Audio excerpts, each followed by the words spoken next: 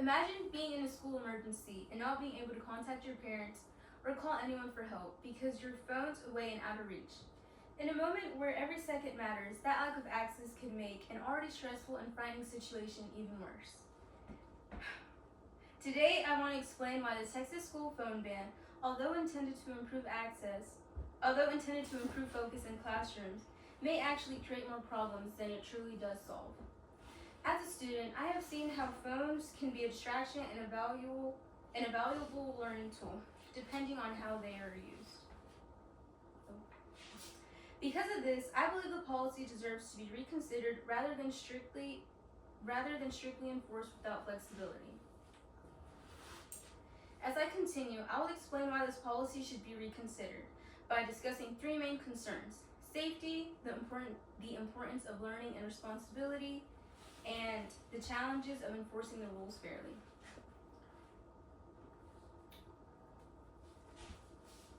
First, banning phones can create serious safety concerns by limiting quick communication during emergencies. Phones are essential tools in critical situations. According to the Pew Research Center, most teens have access to smartphones, making them their primary form of communication. For many students, their phone is the fastest and most reliable way to reach their parents or guardians. During emergencies such as school lockdowns, severe weather events, students often rely on their phones to contact family members and let them know they are safe. Even a short message can reduce panic and provide reassurance. Without that ability, students may feel isolated and unsure about what is happening.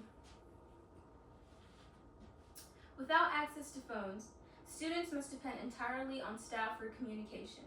While teachers and administrators work hard to keep students safe, they cannot realistically contact every parent immediately during a crisis. This can lead to delays in communication, which increases fear and uncertainty. Reports from the National Association of School Psychologists emphasize how important communication is during emergencies. When students and parents are left without information, anxiety levels rise and confusion spreads quickly. Parents may rush to the school without clear instructions, which can create even more chaos. Because of this, completely removing phones may actually reduce students' ability to respond quickly and feel secure in dangerous situations.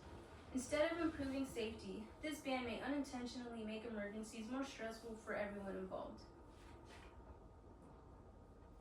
In addition to safety concerns, banning phones limits students' ability to develop responsibility with technology. Learning how to manage technology is an essential life skill in today's world.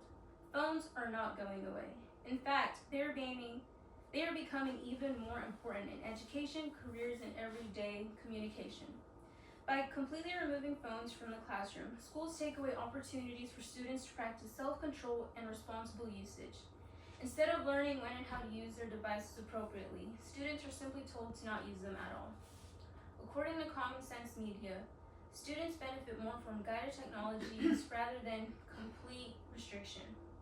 This means teaching students how to use their phones productively rather than avoiding them entirely. Students will eventually be expected to manage their phone use independently in college, in the workplace, and in everyday life. In those environments, there are no teachers collecting phones or enforcing strict rules. If students are never given the chance to practice now, they may struggle later when they are expected to manage their time and attention on their own. Phones can also serve as powerful educational tools when used correctly. The U.S. Department of Education explains that technology can improve student engagement and provide access to a wide range of information. For example, students can quickly look up to research or collaborate with classmates using digital platforms. Many teachers already incorporate technology into their lessons, and smartphones can make that access even easier. Instead of teaching students to avoid technology altogether, schools should focus on teaching balance, like how to use phones effectively without letting them become a distraction. This approach prepares students for real-world expectations rather than shielding them from them. Additionally, the phone ban is difficult to enforce consistently, which can lead to confusion and unfairness. Enforcing a strict policy across every classroom is challenging. because different teachers may interpret and apply the rules in different ways. For example, some teachers may strictly collect phones at the beginning of class or not allow any use at all. Others may allow limited use for academic purposes or only enforce the rule during certain activities. This inconsistency leaves students unsure about what is actually allowed and what is not. The American Academy of Pediatrics emphasized that consistent rules are essential for effective behavior management. When rules are not applied equally, students may feel that they are being treated unfairly compared to others. This can lead to frustration and a lack of trust between students and teachers.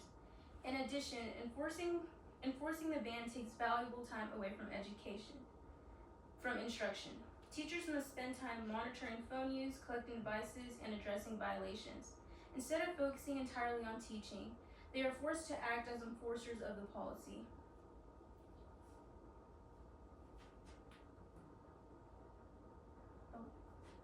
This not only reduces valuable classroom learning time, but also shifts attention away from the actual purpose of school, which is education over time. This can negatively impact both teaching effectiveness and the overall classroom environment. In conclusion, while the Texas school phone ban is meant to improve focus, it raises important concerns. It can create safety risks, limit students' ability to develop responsibility, and lead to inconsistent enforcement. Research reveals that guided and balanced technology use is far more effective than complete restriction. Instead of continuing with the total ban, schools should reconsider revising the policy to allow controlled phone use. As students, teachers, and community members, we should think carefully about how this policy truly affects us, rather than supporting unnecessary restrictions.